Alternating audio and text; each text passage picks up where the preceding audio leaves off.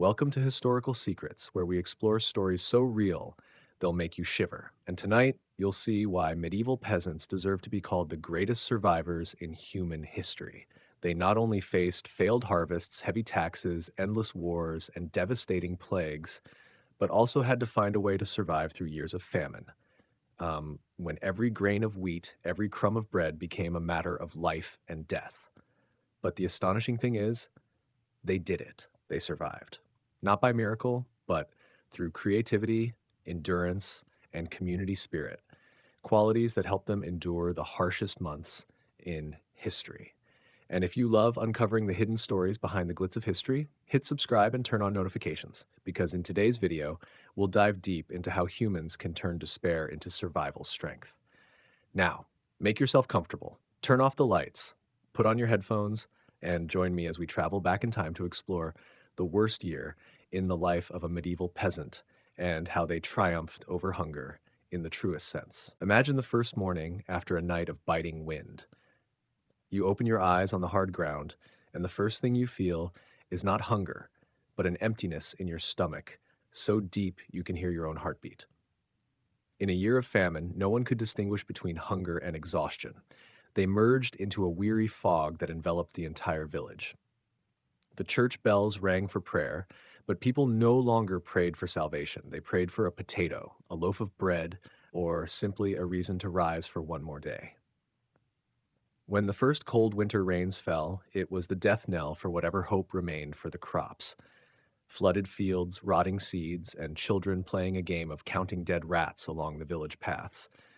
The peasants knew well that when Mother Earth was angry, no noble or priest would save them. The church could pray, the Lord could give orders, but only a peasant's gut could feel the wrath of nature. Food was no longer a matter of eating full. It became the art of survival. You began to learn how to cook things that were once only meant for pigs. Oak bark, roots, even dried mud mixed with oat husks to trick the stomach. These recipes were in no cookbook because simply those who invented them often didn't live long enough to write them down.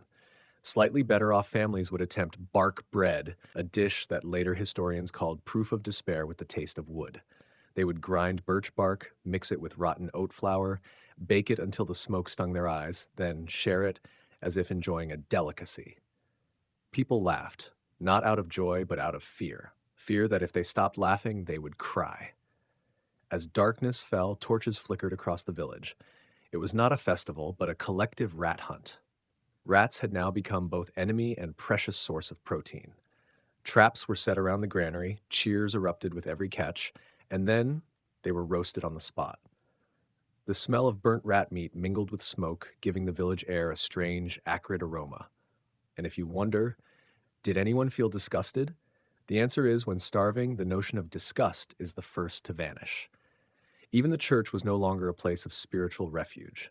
As famine dragged on, faith was tested like the empty guts of the people. Some priests wrote in their diaries that we have killed Christ with our own hunger. Peasants came to the monastery not to repent, but to beg for food. And sometimes, in exchange for a bowl of soup, they had to work all day or donate their son as a servant. Meanwhile, rumors were the only food that always left people full. Someone would say that a merchant had come to the neighboring village bringing grain from the south. Instantly, dozens of people would march miles in the cold rain, only to find that the merchant never existed, or worse, had been robbed dry. Yet, even knowing this, people continued to hope, because in times of famine, hope was the one thing that did not need to be shared to keep someone alive for another day. By midwinter, when all the livestock had disappeared from the village, people began to speak of the neighboring villagers. This was no joke. Medieval records actually mention instances of cannibalism, though rare. But notably, every village insisted that it was the other village that did it. No one admitted it, yet everyone looked at each other with suspicion. Community bonds, once the thread that helped them survive the harvest, now became a survival game full of distrust. In those years, death did not come quickly. It came slowly, like a familiar visitor, stopping at each house, checking on each person. People buried each other with bare hands, having no strength to dig deep. And they believed that each death meant one less mouth to feed, but also one less fragment of hope. Emaciated children lay in their mothers' arms while the mothers stared toward the horizon, where once golden wheat fields now lay, as mud and bones. Yet what made this era memorable was not only the suffering, but the way humans clung to life with absurd resilience. They still laughed, still sang, still loved, still married in the winter. Some weddings were held with only a single loaf of bread shared among the village, not because they had something to celebrate, but because humans needed a reason to believe that tomorrow would be different. A record from 1316 wrote, "We have nothing left to eat, but still there is singing in the night. For if we were silent, hunger would devour our souls before it devours our bodies." That is the strength of the medieval peasant. People not honored by history with monuments or medals, but who formed the silent foundation of all Europe. When nobles died in cold castles, when churches closed their doors in prayer, it was they, bare, exhausted peasants with mud-stained hands, who kept humanity from extinction. And when spring returned, when the rain stopped and new seeds were sown, no one spoke of famine anymore. Not because they forgot, but because they knew that survival is a sacred act that needs no reminder. By the time winter reached its most ruthless stage, the only thing left in the village was the sound of the wind whistling through empty rooftops. No one spoke of dinner anymore. People only spoke of something to chew. Some records indicate that the villagers even cooked soup with stones. Yes, real stones. They believed that if boiled long enough, at least the water would have the taste of something. And in hunger, the illusion of flavor was also a way to survive. Yet, it was precisely in those moments that the astonishing ingenuity of humans was most evident.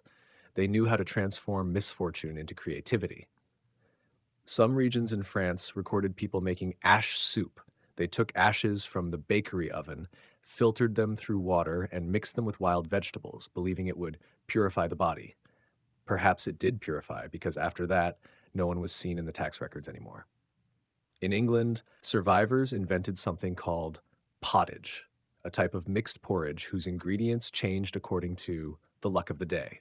Today, it might be oats and vegetables, tomorrow, grass and rainwater. But pottage remained a symbol of hope. As long as there was a pot of porridge, the village was alive. The large pot in the center of the village was the heart of the community. Everyone contributed what they had, someone with a root, someone with a leaf, and if they had nothing, at least they added firewood. Interestingly, hunger made people relearn how to communicate with nature. They began to distinguish which soils could grow crops, which bitter tastes were poisonous, and which bird calls signaled the return of spring. These peasants were not entirely victims of nature. They were conversing with it. And though it came at the cost of suffering, they learned to sense the world around them with all their senses. However, not everyone chose the path of endurance. Some people, especially the reckless, turned to temporary solutions: theft, raiding food, or worse, plundering corpses. Some villages even recorded digging graves to take the clothes or gold rings of the deceased. These acts, in the eyes of the nobility, were terrible sins. But for the peasants, it was simply a way to live 3 more days. In the most destitute places, the line between morality and survival instinct became thin. And in that fragility, a strange phenomenon arose. People began telling stories to forget their hunger. In the evenings, when there was nothing left to eat, they gathered around fires and spoke of heroes, spirits, and miracles that could make bread sprout from thin air. These stories, though untrue, were the only spiritual food that helped them get through the night. It was from these wretched villages that European folklore was born. Then, when the famine stretched into the 8th month, nature began to test humans by giving misleading signs. Grass grew again, birds appeared in the fields, but the seeds were gone. People began eating seeds meant for sowing and sowing with prayers. A cruel decision, because eating seeds meant surviving today, but surely dying the next season. Many villages disappeared completely simply because they chose wrongly. They consumed the last remnants of hope. Yet, it was precisely the small communities that knew how to share the last bit that survived. The elderly would give their portion to the children, believing a bite of my food today could be their harvest tomorrow. This was not just compassion, it was a survival strategy evolved over generations. In desperation, humanity still preserved its most precious quality, the ability to love one another. Those who survived that year of famine never looked at bread the same way again. They ate slowly, gave thanks, and always kept a hidden sack of dried grain at home, like a lucky charm. And then, when the harvest revived, when the first ears of wheat turned golden again, the whole village wept. Some said they did not cry because they could eat, but because they were still alive to hunger again. But the consequences of famine did not stop there. It shook faith in the nobility and the church. People began asking, if God is loving, why did he let them suffer? If the Lord protects, why does he eat well while we chew bark? From these questions, a quiet wave of social change arose. Peasant revolts, religious reforms, the first notions of justice, all stemmed from the memory of the famine years. Famine was not just a physical trial, but the first lesson in power and injustice. It taught humans that no one gives you food, you must take it for yourself. From that, medieval peasants, once merely shadows under the Lord's feet, began stepping out of the fields, carrying the memory of hunger to reclaim dignity. Today, historians view the Great Famine of 1315 to 1317 as one of the events that changed European history. Not only because millions died, but because millions who survived saw the world differently. They no longer believed that poverty was destiny. They knew that survival was not a favor, it was a skill, a strength, evidence that even in the darkest times, humanity could find light. When you hold a loaf of bread today, it is hard to imagine that once it was a miracle, a symbol of resilience. And perhaps if one day the world falls into hardship again, the lesson from medieval peasants remains as valid as ever. As long as humans share the last bite of food, famine will never win. If you think famine is just a lack of food, then you are underestimating human creativity when pushed to the edge. Because in the gray cold of 14th century Europe, people turned desperation into a form of art. Imagine you wake up in the morning, snow covering the rooftops, the fireplace cold since last night, and the only thing left in the pantry is a sprouting onion. You sit and look at it like it's a gem, not because it is food, but because it is hope. In reality, famine years did not just kill people, they also killed time. When there was nothing left to do but count the wind, everything seemed to slow down. Days stretched long, nights were endless, and between the two was the terrifying silence of empty stomachs. Yet in that emptiness, some people found another way to survive, with laughter, with faith, and with absurd games beyond belief. Some villages held imaginary feast festivals. People gathered, set up tables and chairs, and pretended to eat. One person sliced an imaginary chicken, another poured wine from an empty jug, and the whole village raised their glasses to nothing. It sounds crazy, but sometimes imagination was a meal, at least for the spirit. That is what makes medieval humans remarkable. They knew how to survive with imagination. Amid hunger, they created art, rituals, and amusements to keep from going mad. In monasteries, scribes secretly drew bizarre scenes in the margins of manuscripts, armored snails dueling, priests flying with wands, or skeletons playing the harp. No one knows exactly why, but perhaps it was a silent rebellion. If life is mad, we'll be mad along for fun. Yet humor only masked part of the truth. Famine turned society into a broken mirror, reflecting the naked truth about power. When grains became as precious as gold, all systems of belief began to falter. Lords once clad in silk now donned armor in the fields, not to protect the people, but to protect their granaries. It is said that during the winter of 1316 in parts of Germany, the rich died of fear, the poor died of hunger. That saying was not a metaphor, but not all were selfish. There were still kind people, priests sharing the last piece of bread, mothers eating less so their children could have an extra spoonful of porridge.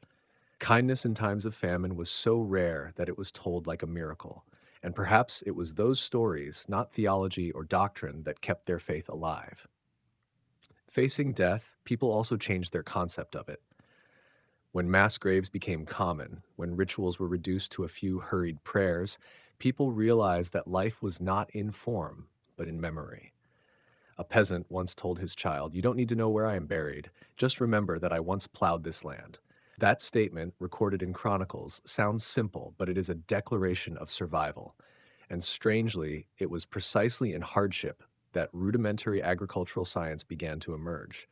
People experimented with compost, crop rotation, rainwater retention, not for scholarship, but for instinct. The clumsy observations of those peasants laid the foundation for later agricultural innovations.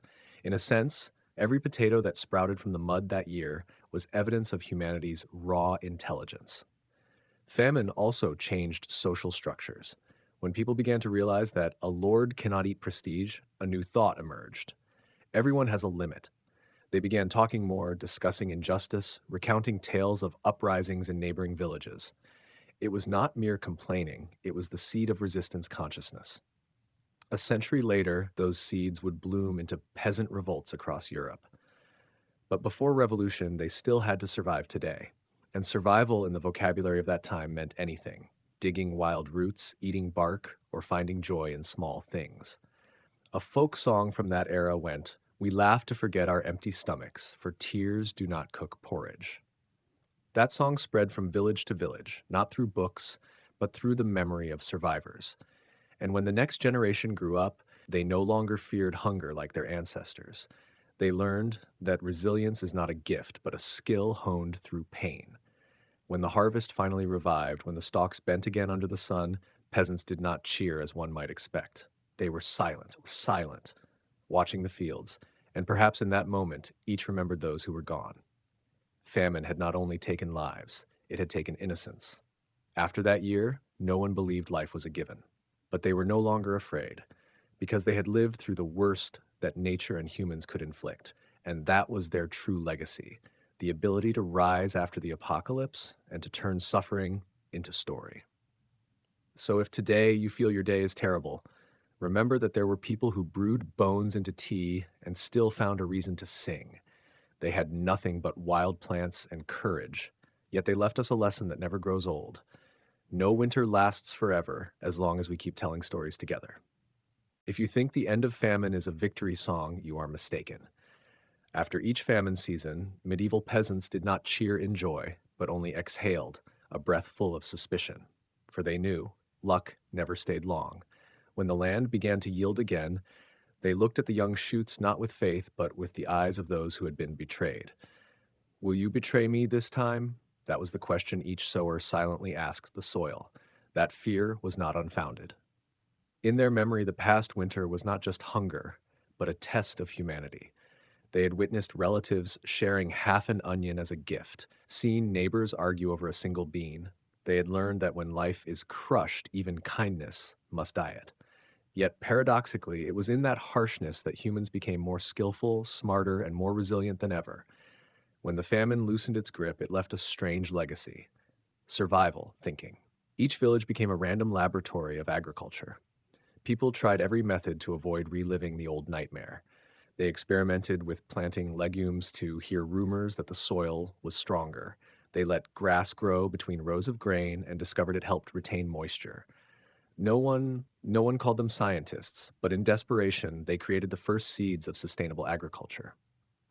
Famine also forced people to cooperate, not because they suddenly loved one another, but because survival became a team sport.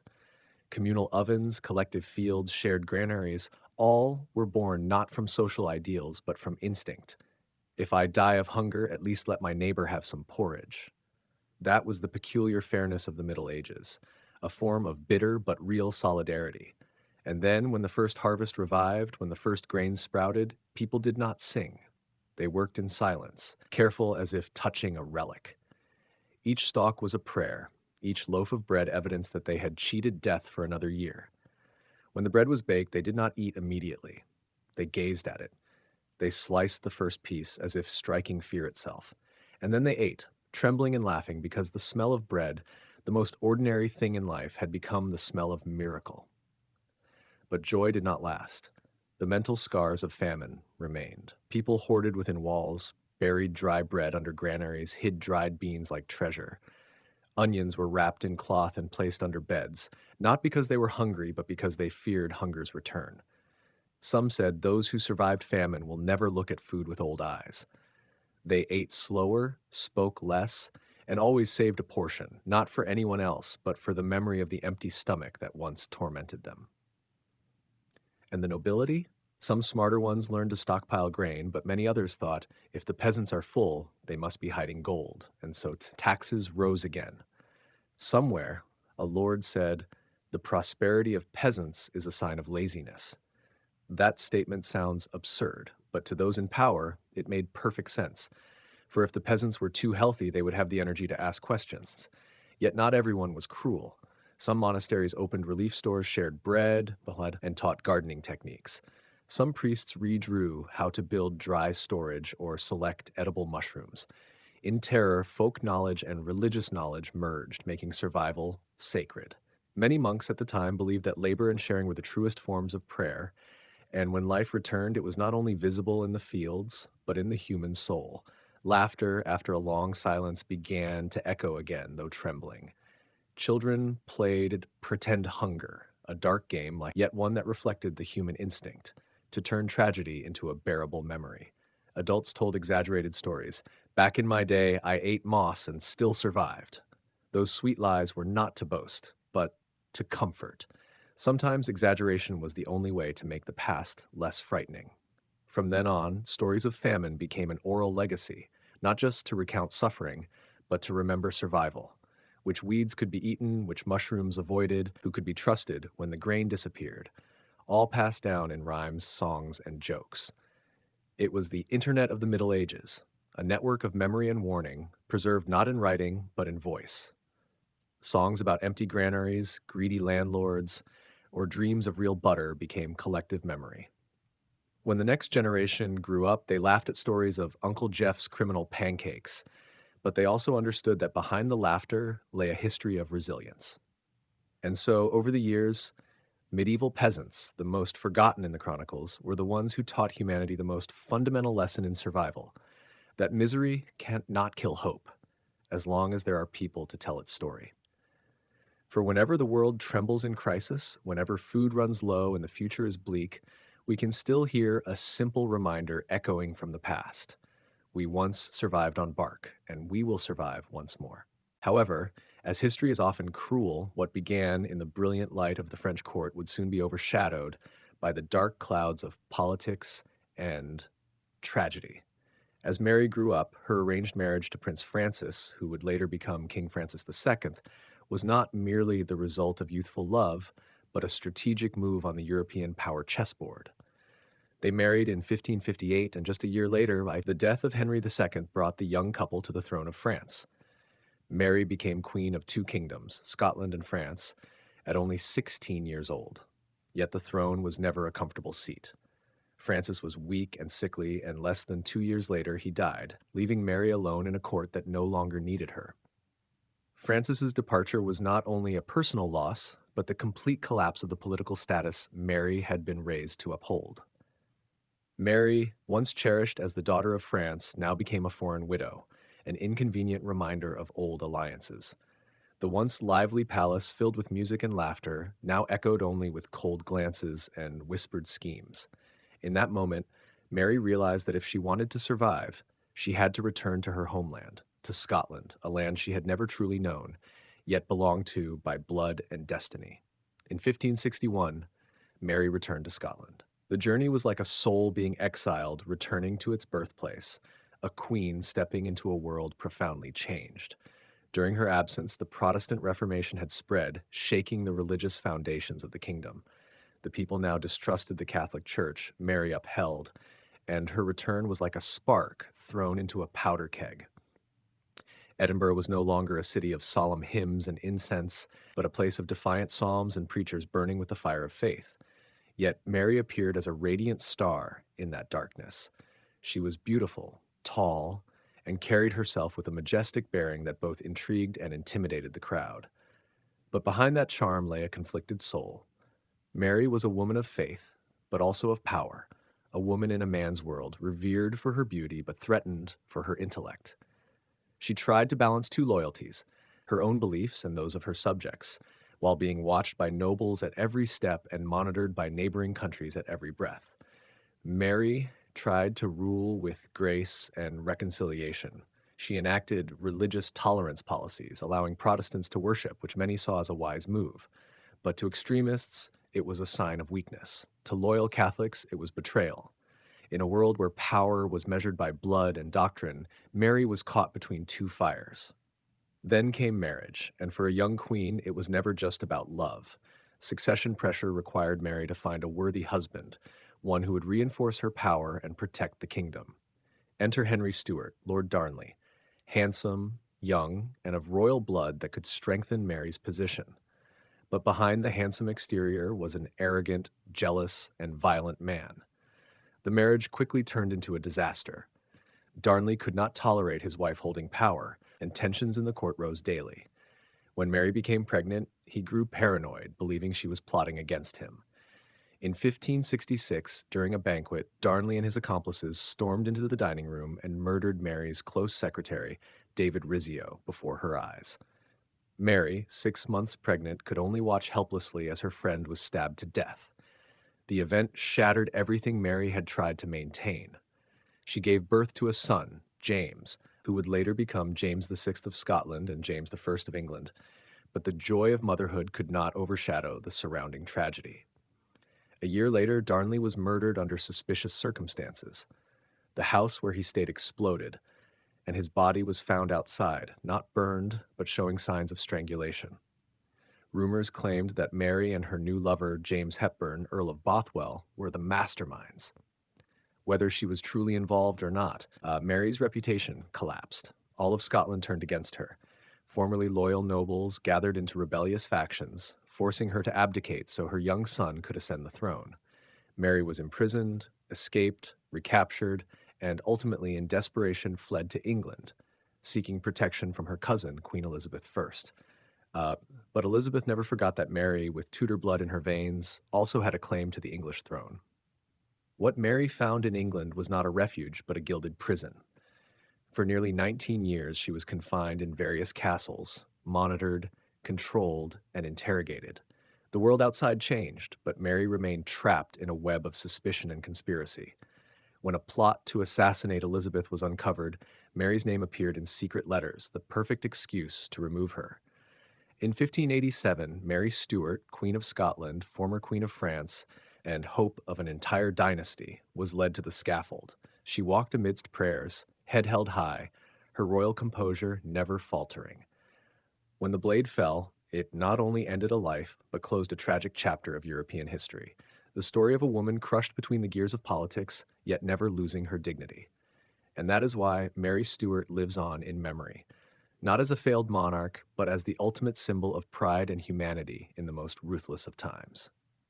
After the rebellion, Mary was defeated at the Battle of Carberry Hill. Bothwell fled, while she, once the bearer of two European crowns, was escorted like a prisoner to Loch Leven Castle, where she was forced to sign a document of abdication, yielding the throne to her infant son, James VI. From proud queen, Mary became a name whispered with fear and derision in the corridors of power. But history never stops at a defeat, especially when the central figure is Mary Stuart. In the spring of 1568, Mary escaped from Loch Leven in a daring jailbreak arranged by her remaining loyal supporters. In a soaked riding dress, she gathered more than 6,000 supporters to reclaim the throne. Yet fortune once again turned against her. At the Battle of Langside, forces loyal to her son crushed Mary's army within hours. Once again, she had to choose between surrender or flight. And this time, her decision would change the rest of her life.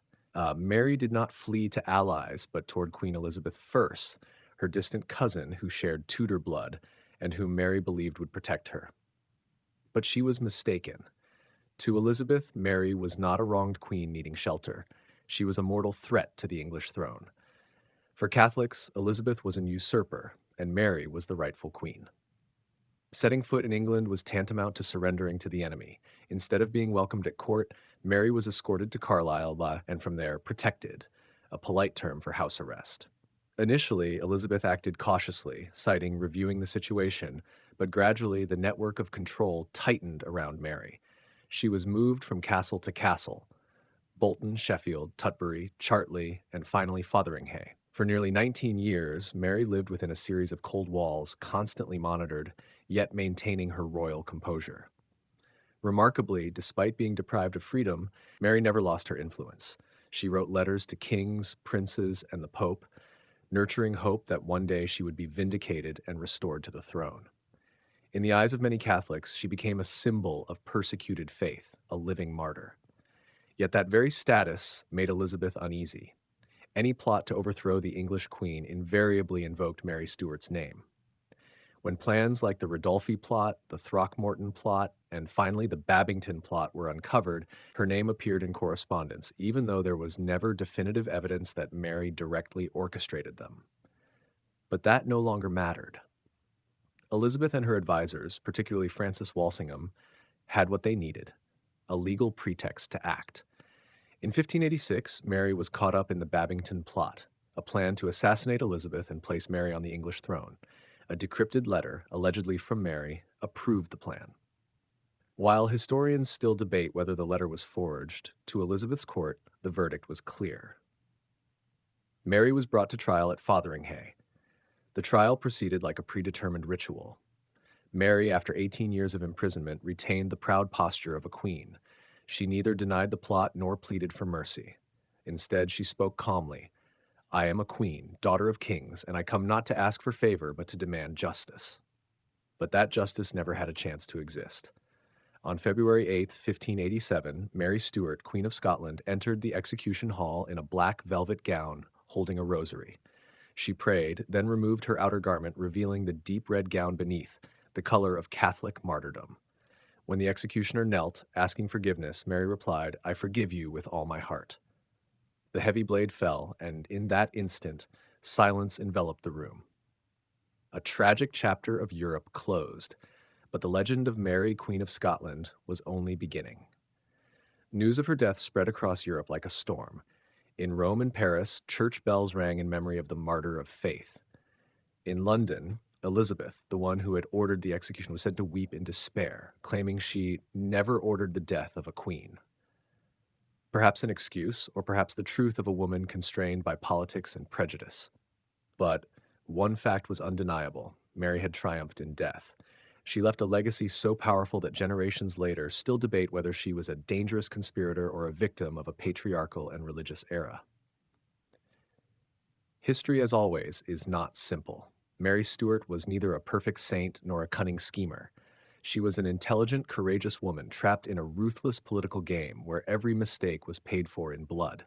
Yet she achieved what few in her era could, stepping onto the scaffold while preserving her dignity and allowing history to remember her by name, needing no other title. For in a world where men dictated the fate of everything, Mary Stuart proved that a woman could also write the tragedy of her own life, with the pen of honor, pride, and an undying belief in her own worth. In medieval Scotland, oats were not just sustenance, they were a symbol of survival. Amid barren hills and harsh climates where crops often failed and winters stretched like a curse, oats were one of the few gifts the land was willing to offer. While the fertile south of England grew wheat for white bread for the nobility, the Scots relied on humble, gray, sticky oats to survive each famine season. This was not merely a story of food, it was about the resilience of a people. A failed harvest in Scotland did not just mean a lack of food, it was a test of survival. Barley might fail to ripen, livestock would die from the cold, and fish in frozen lochs would be trapped beneath thick ice. In such times, peasants knew how to make use of every remaining oat. They baked it into bannock, a simple flatbread made from oats and water, sometimes with a bit of animal fat. Without firewood, they baked it on flat stones heated by coals. It was both bread and comfort, something to get them through long, freezing nights while the wind howled outside the window. A medieval peasant's breakfast was often porridge, a thick oatmeal cooked in a black iron pot over an open fire. But this porridge was not like the smooth dish we know today. It was dense, sometimes cold, and cut into pieces to carry into the fields. People placed the cooled slices in cloth bags or wrapped them in bark. Cheap food, but enough to sustain them through a long day of labor. When winter arrived, oatmeal porridge could keep an entire village alive. Yet even in the harshest hunger, Scottish peasants displayed creativity. They mixed oats with wild greens, turnips, or edible weeds, such as sorrel or nettles, to make a coarse but nutritious stew. When meat was scarce, they used every part of the animal: bones, offal, even blood. From this, haggis, Scotland's iconic dish, was born. a mixture of sheep's organs, oats, fat, and onions stuffed into a sheep's stomach and boiled. Though born of poverty, haggis carried the spirit of ingenuity and resilience that Scots took pride in. Food during lean years was preserved by every possible means. Salt was treasure, sometimes as precious as gold, because it allowed them to keep fish, meat, and even vegetables. Families near the sea often dried herring or cod, hanging them from beams so smoke would cure and flavor them. Inland, meat was heavily salted and buried in cold cellars, or hung near the hearth to dry with smoke, a technique that not only preserved food, but also created distinctive flavors that modern cooks still try to replicate. What allowed Scottish peasants to survive was not just oats or dried fish, it was the spirit of sharing. In villages, everyone knew winter spared no one. When a family lost all their stores, neighbors would share a small portion, sometimes only a little oat flour or a few dry onions. Churches also played a central role, distributing scarce rations to the poor and praying for spring to bring renewal. In that world, compassion and solidarity were essential ingredients for survival. Poor harvest years were remembered as famine seasons, when people were forced to eat things unimaginable today. Records recount the poor grinding bark mixed with oat flour to make bread, or using roots, moss, and even softened animal hide for sustenance. The smell of smoke, the saltiness of sweat, and the scent of damp grass rising from the pot were not just flavors, they were the smell of resilience. The paradox was that, in hardship, peasants still maintained their food rituals. They began meals with prayer, not because the food was delicious, but because it existed. Each bowl of porridge was a reminder that they had survived another harsh winter, and hope had not yet died. Children were taught that oats were the grain of the gods, for they grew despite rain and wind, bringing life to soil too poor for wheat. While the nobility feasted on imported wine and buttery pastries, the peasants' food reflected the harsh truth of the era, that most Europeans did not eat for pleasure, but to survive. Yet it was in scarcity that Scotland's folk culinary culture was formed. Simple, humble, unpretentious, yet utterly genuine. Centuries later, when the English mocked, "Scots eat oats, and so do our horses," the Scots merely smiled and replied, "That is why Scotland has strong men and England only good horses." A simple retort, yet filled with national pride, that from poverty they had forged strength. Looking back at history, oats not only saved people from hunger, but nourished their spirit. In every oat cooked over a worn hearth is a story of a mother stirring porridge for her child in a snowstorm, of a peasant bowing over an empty field, of a community that never let go of one another despite hunger closing in. And perhaps that is why, across the centuries, Scotland has kept a quiet pride in its heart. They survived, not merely because of food, but because of an unyielding will in the face of the winter of history. In medieval Scotland, where the wind blew across barren hills and thick mist blanketed the morning, life was a miracle, nurtured by perseverance. Not gold or silver, but oats, the humble grain that grew on nutrient-poor soil, became the backbone of peasant civilization. Each oat was a promise between humans and nature. We will survive, no matter what happens. From that promise arose a simple yet profound cuisine, where every meal was not only for survival, but also to connect and tell the story of human resilience. If bannock bread symbolized labor, then oatmeal porridge was the soul of patience. In the mornings inside Scottish cottages, the sound of the spurtle, a wooden stick used to stir porridge, echoed steadily like the heartbeat of the village. Black iron pots hung over glowing fires, steam rising in wisps. The smell of wood smoke mingled with the scent of grains, a familiar aroma signaling the start of a new day. Mothers stirred the porridge, children awaited the first bowl, fathers sharpened plow blades, all in rhythm with the enduring pace of life, where time passed as slowly as the even stir of the spurtle. Oat porridge, or porridge, was not a dish of wealth. It was a meal of wisdom. Only those who understood the limits of the land, climate, and their own bodies knew how to sustain life with the barest necessities. Each thick spoonful was not only energy for a day of labor, but also a symbol of balance between humans and nature, between poverty and pride. When the English called oats horse food, the Scots merely smiled, and that is why Scottish men are strong, and England only has good horses. A gentle reply, yet full of national pride. But porridge was not the only thing that kept people alive during famine years. Beside the hearth, where the warmth soothed cold hands, was a large pot constantly simmering, the family's broth. Everything there had value. A handful of oats to thicken the stock, some kale from the garden, a few onions, garlic, or scraps of old bones. Sometimes that was enough to make a warm dinner. And if someone added a slice of salted meat, a piece of dried herring, or a bit of beef marrow, it was almost like a small holiday.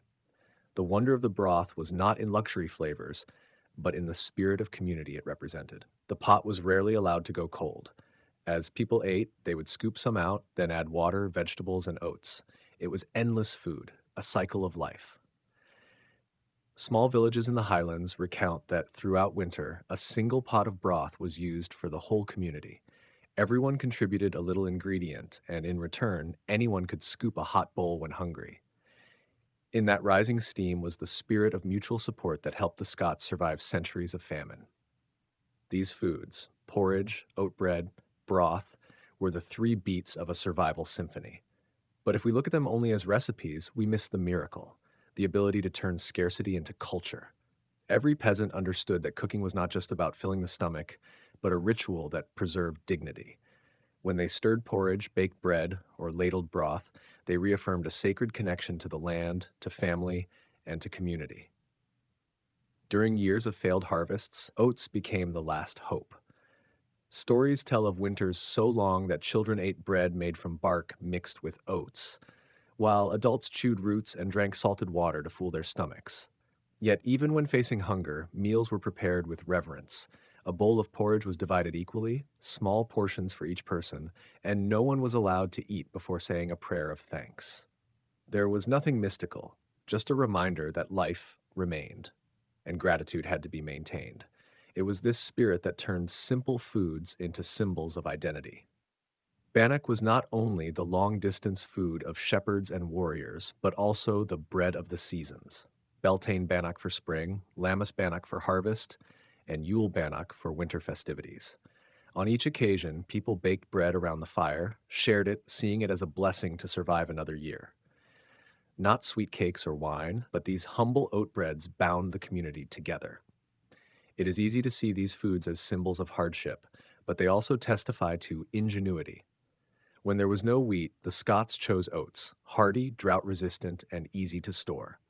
When there was no meat, they used vegetables. When no vegetables, they made use of bones and fat. Nothing was wasted. Each portion was the result of careful calculation, enough to survive, not more, but never less than necessary. And that way of life forged their qualities: steadfastness, frugality, and resilience. Today, when we eat a bowl of oatmeal for breakfast, few remember that this food was once a lifeline between humans and famine. But if one listens carefully, the echoes of history can still be felt in each spoonful. The sound of wooden spoons stirring iron pots, the wind howling outside the cottage, and the whispers of peasants who once prayed just to survive another day. In medieval Scotland, life was not taken for granted. Every sprouting oat, every hot bowl of porridge, every cake baked on stone was proof that humans could defy nature, hunger, and time through sheer perseverance. And from that hardship, the Scottish spirit was forged, not in victory, but in each humble meal, where people learned to survive by will, not merely by sustenance. In medieval Scotland, human life was sustained not only by the land and climate, but also by the skillful use of every resource nature provided. If oats were the backbone, salted herring the protein, then kale was the green muscle that tied together the diet and vitality of the Scottish people. Kale was not just a vegetable, it was a symbol of endurance, an indispensable element of daily life amid the barren fields, rugged coasts, and frost-covered peaks. Its cold resistance and vigorous vitality made it the most reliable vegetable in harsh weather, and it became an inseparable part of rural Scottish culture. Every Scottish family had a patch of kale, often protected by simple stone walls to keep out wild animals. These gardens were not only a source of food, but also a symbol of persistence, proof that life could endure no matter how severe the conditions. Kale leaves were harvested year-round, even in winter when other plants withered, becoming a primary ingredient in boiling broths, thickening oat porridge, or accompanying bannock bread. Without luxurious spices or elaborate cooking techniques, kale provided sufficient vitamins, iron, and nutrients to sustain laborers, monks, and children alike. In poorer households, kale was often boiled simply with water and oats, creating a nutritious yet inexpensive soup. When bones, meat, or fat were added, the kale absorbed the flavors, becoming a richer dish full of protein and energy. Wealthier families could add butter, cream, or a few herbs to make kale meals more luxurious, yet the basic principle remained: simplicity, efficiency, and nutrition. Kale was the unsung hero of Scottish meals, connecting every meal from peasant porridge to dinner broth, bringing stability to a world full of uncertainty. While kale was essential for all social classes, meat was a symbol of power and luxury. Venison, in particular, held a prestigious place in the diet of the nobility. It was not a common food. It symbolized status and strictly controlled hunting rights. Deer forests and parks belonged to lords, and poaching was severely punished. For peasants, the opportunity to taste venison was extremely rare, perhaps only during festivals when leftovers from noble kitchens were shared or during large-scale hunting feasts. Venison feasts combined symbolism, culinary art, and displays of power. The meat was seasoned with imported pepper, cloves, or cinnamon, precious spices from transcontinental trade, before roasting, stewing, or baking. Even for the elite, venison was not just food, it was proof of skill, courage, and authority. Autumn hunts supplied meat for immediate feasts and allowed preservation through salting and smoking for harsh winters. As a result, venison became an important part of food stores, helping castles and monasteries maintain fresh provisions when supplies were limited. The division between meat and rustic meals reflected social inequality. While kale, oats, and salted fish sustained peasants, venison was a reward for those in power. The presence of meat at the table was not only a delight for the palate, but also a reminder of social status. Peasant children grew up observing noble venison feasts and, learned to accept the realities of life. Elders reminded their families of patience and gratitude for simple everyday meals. Interestingly, while venison symbolized power and luxury, it was also linked to the rhythm of nature and Scottish culture. Hunting seasons, winter, and festivals were all marked by the appearance of venison in noble cuisine. It was both a source of nutrition and a symbol of tradition, reminding people of the connection between humans and nature and between society and strict regulations. Venison became a bridge between past and present, daily life and ceremony, survival and national pride. While venison was rare and luxurious, kale, oats, and salted fish were practical foods, forming the holy trinity of survival. They not only provided energy and protein, but also sustained daily life, connecting generations and all social classes. Warm oat porridge, hearty bannock bread, salty herring, and vibrant green kale. Together, they created a balanced diet where survival relied not on luxury, but on endurance, skill, and knowledge of nature. Over centuries, these foods became cultural identity. They testified to adaptability, survival intelligence, and the resilience of the Scottish people. Looking back, each simple meal, from kale broth to a slice of venison at a noble table, told a story of vitality, community, and tradition. They taught that true wealth does not lie in extravagance, but in the ability to survive, nurture, and sustain the community through cold winters, storms, and hardships. This was the philosophy of life in medieval Scotland: patient, simple, yet full of strength. Strength from oats, herring, kale, and sometimes from a precious slice of venison. In medieval Scotland, eating was not only about survival, but also a link connecting people with faith, the rhythms of nature, the harvest, and religious rituals. The Catholic calendar shaped every aspect of life, from daily routines to the food on the table, especially fasting and feast days. Fridays, Lent, and many other holy days were periods when meat consumption was restricted, requiring the people of Scotland to turn to sustainable alternative foods such as salted herring, kale, and oat porridge.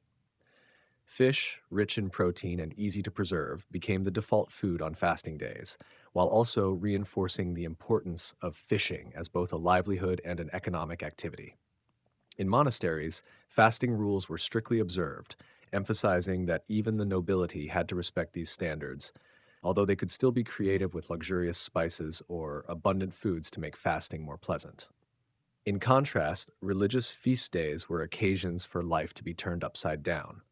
Easter, Christmas, and local saint days became opportunities for abundance and luxury, when the nobility hosted lavish banquets. Venison, beef, lamb, and pork were roasted, seasoned with imported spices from across Europe, and served with wine, beer, and intricate desserts. Music and the glow of torches helped transform the meal into a ceremony, where food nourished not only the body, but also symbolized power, status, and the influence of the aristocracy. For peasants, feast days held special meaning as well. They gathered in the community, sharing meat or bone enriched broth, freshly baked bread, and evenly distributed beer. These meals provided a sense of joy beyond the harshness of daily life, reminding them that life was not only about labor and survival, but also about happiness and participation in the sacred cycles governed by the church. The alternation between fasting and feasting was not merely a matter of cuisine, but reinforced the social system. The nobility displayed wealth through extravagant banquets, while peasants celebrated with the modest abundance they could manage. Yet, despite the disparity in resources, all social classes followed the same rhythm: fasting together, feasting together, and linking food with faith. The medieval Scottish table was not only a source of nutrition, it was a mirror reflecting devotion, discipline, and community, where each meal carried spiritual and cultural significance. The diet in medieval Scotland was rarely luxurious, but extremely sustainable. Oats, kale, salted fish, and broths formed the foundation of daily nutrition, reflecting a people shaped by rugged land and a challenging sea. Remarkably, foods often disparaged by outsiders, bland oat porridge, vibrant green kale, salty herring, became symbols of resourcefulness and vitality. They helped the Scots endure harsh winters, maintain self-sufficiency, and nurture communal spirit. Simple yet effective, these foods transcended wealth. Soldiers, peasants, monks, children, and even the nobility relied on oats, kale, and fish in daily life, creating a democratic yet sustainable food culture. While the luxury of venison and rare meats reflected power and status, it was also intertwined with nature's rhythms and the seasons. Autumn hunts provided food for feasts and allowed for preservation through salting or smoking for the harsh winter. Venison became a bridge between daily life and ritual, survival and luxury, highlighting social hierarchy while also uniting people through shared ceremonies. It was also a cultural symbol, representing courage, skill, and authority, reflecting medieval notions of nobility and honor. Religious feast days, in particular, underscored the importance of food in nurturing faith and loyalty. The Scots did not eat merely to survive, they ate to participate in a sacred cycle, where each meal demonstrated discipline, devotion, and community. Bannocks, oat porridge, hearty broths, vibrant kale, salted fish, and even rare slices of venison created a vivid picture of a simple yet meaningful cuisine, where endurance, ingenuity, and survival knowledge were central to Scottish culture. This endurance was also reflected in military campaigns, such as the First Crusade of 1096 to 1099. Scottish warriors, like other European soldiers, endured harsh climates, food shortages, and intense sieges such as at Antioch. Many died of hunger or disease, but those who survived maintained faith, carried relics, sang hymns, and continued marching across barren lands toward Jerusalem. On this journey, food played a crucial role both physically and spiritually. Broths, hard bread, and salted meat sustained them, while reverence, discipline, and religious belief helped them overcome pain, fear, and loss. Thus, the table and diet were not only about survival, but part of a spiritual and cultural journey, reflecting the close connection between daily life, religion, and community. Thus, medieval Scottish cuisine was an intersection of practicality and spirit, between survival needs and faith, between humble countryside and opulent nobility.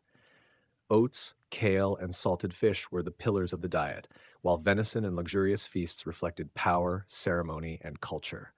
Food not only nourished the body, but also nurtured faith, reinforced society, and transmitted culture.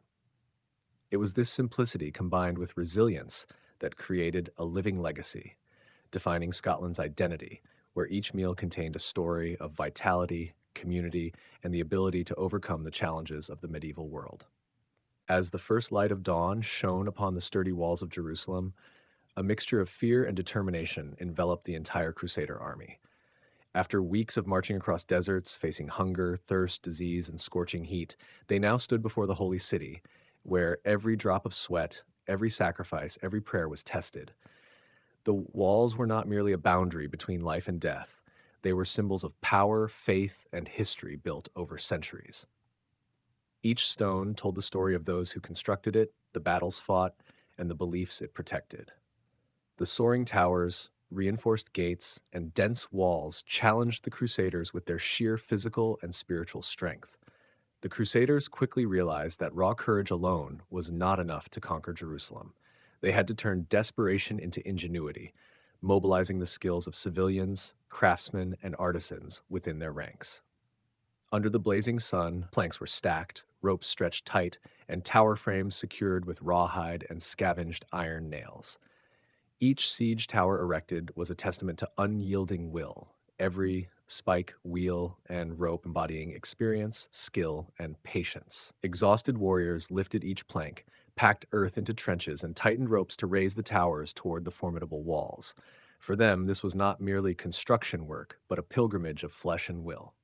Their spirit was reinforced by faith. Clerics walked barefoot, holding relics, chanting prayers around the encampment, turning every action into penance and devotion.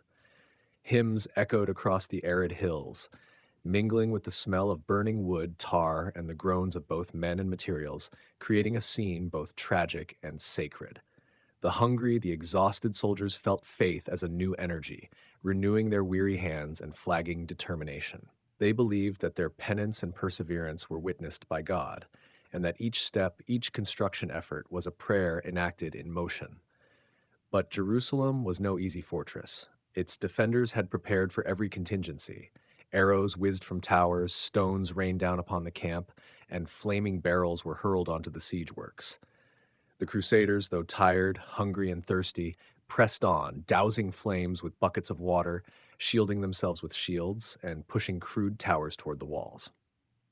Each advance was a battle against gravity, the weight of armor, pressure from comrades, and the challenge posed by the defenders. They fought not only against the enemy, but also against the exhaustion of their own bodies, gnawing hunger and parching thirst. Leaders such as Godfrey of Bouillon, Raymond of Toulouse, Tancred, and many other nobles demonstrated steadfast command, dividing forces to attack from multiple directions to force the defenders to disperse. The tactic was simple but effective: overwhelm the opponent physically and mentally through continuous assaults. From the north, south, and east, massive towers groaned under the weight of men timber, inching toward the walls, while those atop the walls attempted to destroy them with boiling oil, heavy stones, and arrows. Every moment was a contest of wits, strength, and willpower. On July 8th, a special ceremony was held to bolster faith and fighting spirit. Thousands of soldiers, nobles, and clerics went barefoot, carried holy relics, recited prayers, and sang psalms around the walls. They performed penance, wept, and vowed to fight to the last drop of blood. This act was not merely a religious ritual, it was a spiritual weapon, transforming despair into extraordinary strength. Even the weak and sick found energy to continue fighting, believing that heaven accompanied them. A Genoese fleet arrived at Jaffa a few days later with craftsmen, iron, and supplies, seen as a divine sign that God had accepted their penance and perseverance. On July 13, 1099, the Crusaders, with completed towers and ready siege engines, launched a full-scale assault. Trumpets blared, drums beat, and cries of Dios Volt, God wills it, echoed across the arid valley. Those who had fasted for weeks surged at the walls with strength born of desperation and faith, while the defenders countered with everything at their disposal: arrows, stones, oil, and burning tar. The towers groaned under the weight of men and timber, but continued advancing. Every step was a trial, every shout a vow, and each stone faced the power, skill, and will of thousands of men. During these days, the siege of Jerusalem became a vivid testament to the fusion of faith, courage, and creativity. Rudimentary siege machines, towers of wood and rawhide, ironclad wheels, and every act of penance and prayer created a story of human persistence and willpower. This was not merely a battle to capture a city. It was a battle to prove that faith, when nurtured and enacted, could overcome all physical limits, every natural obstacle, and every powerful adversary. Jerusalem, with its thick walls and gleaming towers, ultimately was not just a destination, but the ultimate test of the Crusade's spiritual and physical resolve. Under the scorching sun of the Middle East, as Jerusalem had just endured the darkest day in its history, the Crusaders did not stop. The city, a formidable fortress once thought impregnable, was now in their hands, but it was not a complete and peaceful victory. For the invaders, taking the city was only the first step in a greater challenge: to govern, maintain order, and protect their sacred faith in a land where blood was still fresh on the streets. The narrow streets, alleys littered with corpses, burned rooftops, and blood-stained sewer systems were vivid testaments to the power and brutality of the preceding days. But they also served as reminders that victory alone does not bring peace. Immediately after the northern walls collapsed, troops swept through the neighborhoods, driving out all traces of Muslim and Jewish residents, turning Jerusalem from a sacred city into a living battlefield. The Crusaders, exhilarated by their triumph, quickly realized that maintaining control would be far more difficult than attacking. Lords, knights, and clerics began establishing watch posts, erecting guard towers, and dividing key areas of the city. Patrol orders were issued, small squads monitored the streets, and the survivors were forced to comply with new laws issued on the very first day of occupation.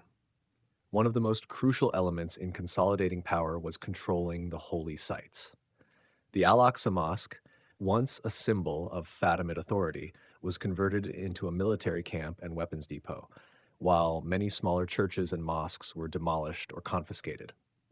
Crusader clerics conducted consecration rituals on sites they believed marked the presence of Christ, kneeling, reciting prayers, and raising the cross as a public declaration of the new authority.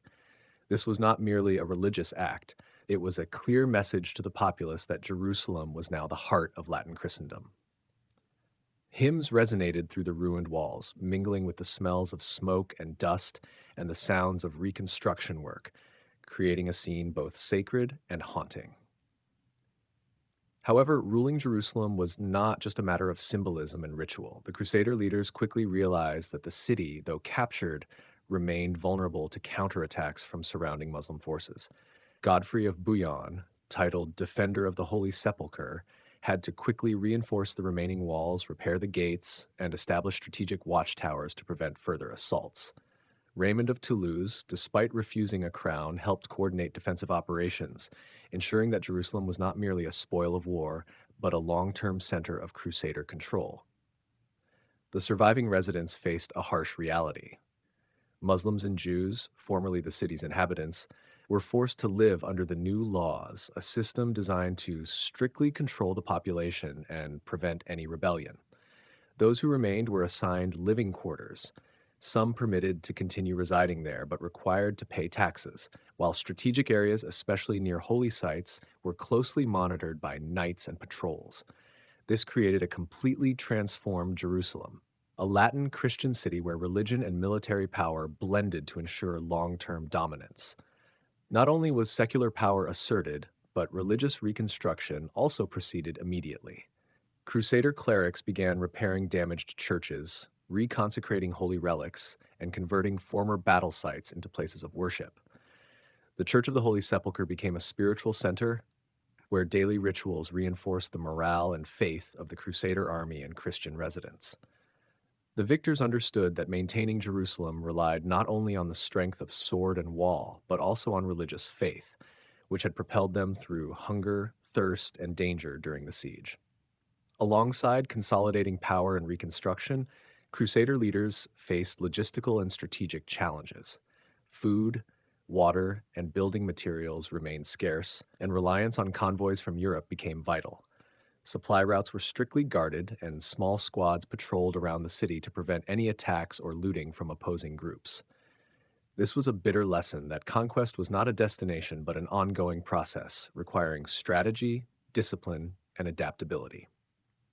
Jerusalem under Crusader rule became a vivid testament to the fusion of military victory, religious faith, and political power. Every street, wall, and holy site told a story of hardship, unwavering faith, and violence. The first days following the city's fall were both glorious and haunting, representing both the triumph of belief and a reminder of the cost of war.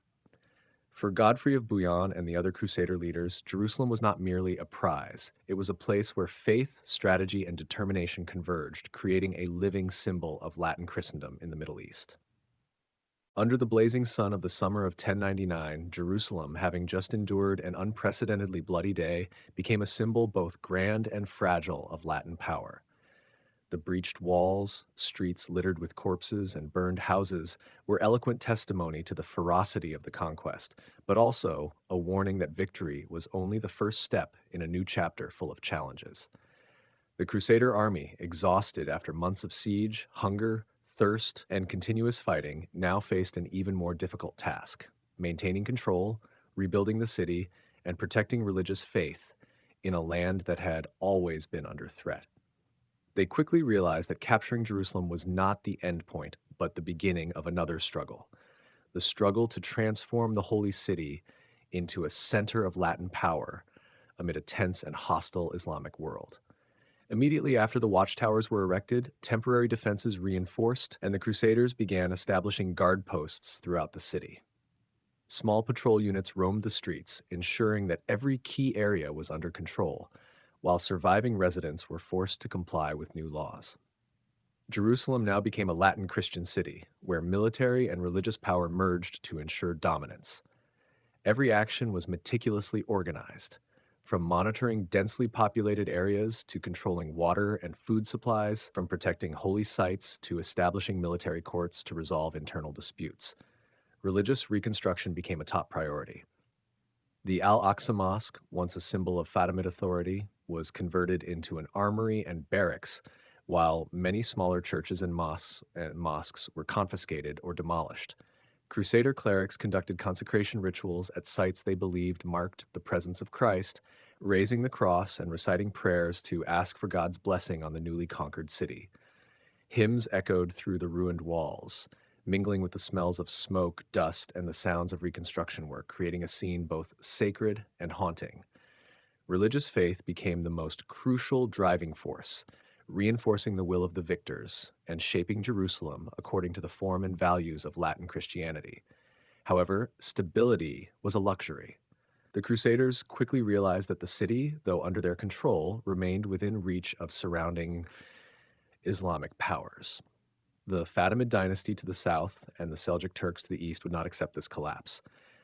Counterattacks could occur at any moment, and the Crusader leaders, from Godfrey of Bouillon to Raymond of Toulouse, had to immediately reinforce intact walls, repair gates, construct strategic watchtowers, and deploy forces to defend the city.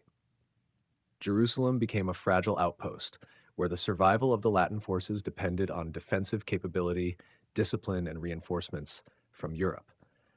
For the surviving residents, life now meant enduring harsh laws. Muslims and Jews, formerly the city's inhabitants, were forced to live under strict supervision. Some were allowed to continue residing but had to pay taxes, while strategic areas, particularly near holy sites, were tightly controlled by knights and patrol units. This demonstrated that capturing Jerusalem did not equate to achieving peace.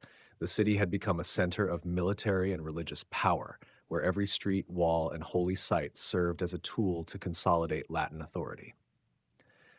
Culture and faith were also reshaped. In Europe, stories of miraculous victories nurtured the belief that the hand of God had guided the Crusades, reinforcing the status of lords and knights. Meanwhile, in the Islamic world, memories of the 1099 massacre became an unhealed wound, a reminder of hostility and a call for revenge. This created a continuous cycle of tension. Every Christian victory was seen as a provocation, every Islamic retaliation as protection of honor and power. Jerusalem became the focal point of ongoing conflict between Christian and Islamic forces, leading to wars, disputes, and negotiations spanning centuries. The consequences for the Jewish community were also profound. Many were burned alive in synagogues, hunted, or forced into exile, carrying with them harrowing memories and indescribable suffering. The Jewish community in Jerusalem disbanded, becoming part of the diaspora, but the memory of the siege and massacre remained deeply embedded in culture and tradition. These stories reminded the world that religious war was not only a conflict between armies and cities, but also a tragedy for civilians, a destruction of life and community in a series of bloody and brutal historical events. Politically, Jerusalem became the capital of the Latin kingdom, with Godfrey of Bouillon as its first ruler, though he took the title Defender of the Holy Sepulchre instead of king. The city became a center of power, with knights guarding the streets, castles rising on hills, and pilgrim caravans from Europe visiting the Holy Sepulchre under protection. Yet stability was always fragile. Every victory had to be reinforced through military strength, religious authority, and aid from the West. Jerusalem, although in Crusader hands, remained an outpost surrounded by constant threats, and peace was never easily achieved. Ultimately, the conquest of Jerusalem in 1099 was not only a military victory or a religious event, it was a beginning, a milestone that generated conflicts lasting centuries, forming a cycle of holy war and revenge between Christianity and Islam.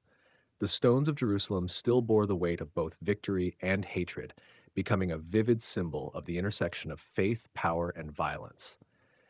The city, though conquered, would never be peaceful. It existed as a testament to strength, ambition, and the cost of religious war, a symbol of the challenging and complex medieval world.